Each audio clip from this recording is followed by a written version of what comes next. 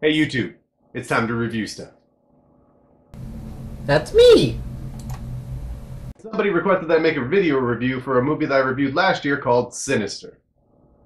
Ellison Oswald moves his family into a house because a family of people got murdered there. While unpacking, Ellison finds a box in the attic full of a Super 8 projector and a couple of movies. Pool Party is a nice family sitting around the pool that later turns into a family being drowned in that pool. Barbecue is a family at a barbecue that turns into the family being immolated in their own car. When he starts inspecting these videos further, Ellison starts to see a dark figure in all of the videos that looks to either be a masked man, a demon, or a juggalo, and any of those options are equally terrifying. And after seeing this dark figure, he starts seeing spooky things around his house. When I saw this movie in the theater, I went in with no expectations. But the movie did have a pedigree that interested me, because it's produced by the guy that brought us Paranormal Activity and Insidious, and I like both of those movies. And it's kind of got similar elements to Insidious, because in Insidious, the evil creature is trying to lure children into their dream world, and in this one it's kind of doing the same thing, it's just using a video camera. But probably one of the biggest problems with this movie is that it didn't really scare me. I tend to make a specific point to differentiate between scare and startle. Anybody can startle somebody, you just have to have something pop out when you don't expect it. Wah! Scare. But a lot of the times when they tried to scare, it just seemed like kind of goofy. Like when Ellison is walking around his house and all the children are coming out behind him. Or the part where one of his daughters that they call Trevor for some reason popped out of a box. Of course, that part led to me getting angry at a scene later in the movie. Later, when he's investigating similar sounds in the attic, he starts vigorously investigating boxes with a knife. As if, like I said, he didn't find his daughter in there earlier.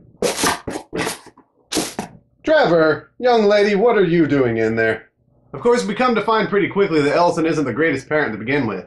I mean, he moves his entire family into a murder scene. Look, I don't necessarily believe in ghosts, but I'm also not interested in finding out the hard way.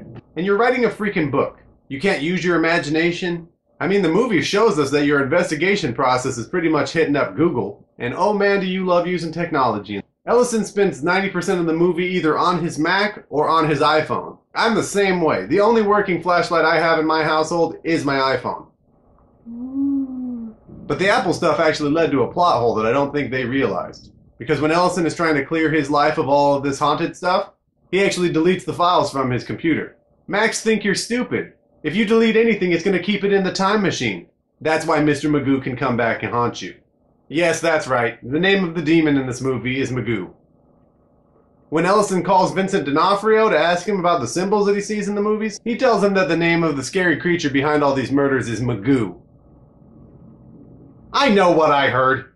But I would say that Mr. Magoo made a pretty smooth transition from being hidden within old frescoes into the filmmaking world. Because the movies he had those kids make were pretty creepy. But those movies also led to the biggest annoyance I had with this movie. This movie was super excited in making sure you know how to set up a Super 8 camera. Every time he watches one of the movies, you have to watch him set up the camera like this. These motherfuckers even used it to make coffee at one point.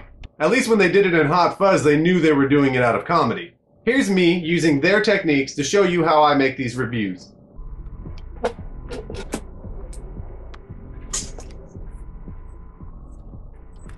Hey YouTube.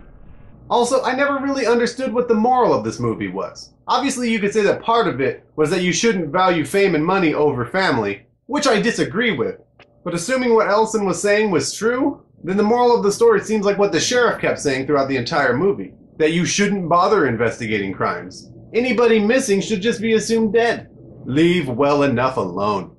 I also found the music in this movie irritating, because the music always sounded really muffled, as if you were in a hotel room and you were listening to someone have a party down the hall. I didn't have any problem with the performances in this movie, but I don't think I liked any of the characters. Ethan Hawke did a good job, but Ellison was a fuck. But Juliet Rylance, the girl that played his wife, she was just so goddamn negative in the movie. Everything anybody does in this movie is Ellison's fault. All she did was bitch, bitch, bitch. She played a woman perfectly. I think the only person that I actually liked in this movie was James Ransone as the deputy. He was pretty dim-witted, but I thought he was funny. Of course, one of the most dim-witted things that came out of his mouth in this movie was seconded by Ellison. When they're discussing the movies and Magoo in them as the killer, they think about the fact that the earliest one happened back in the 60s. And the deputy says that would make him about 60 or 70. Okay, so assuming this movie happened in 2012, the year it came out, That would only make him 60 or 70 if he was 0 when he committed the murders. He looked a little taller than that. So that's all I have to say about Sinister. It's a decent enough movie that doesn't really bring anything new to the table beyond a demon named Magoo.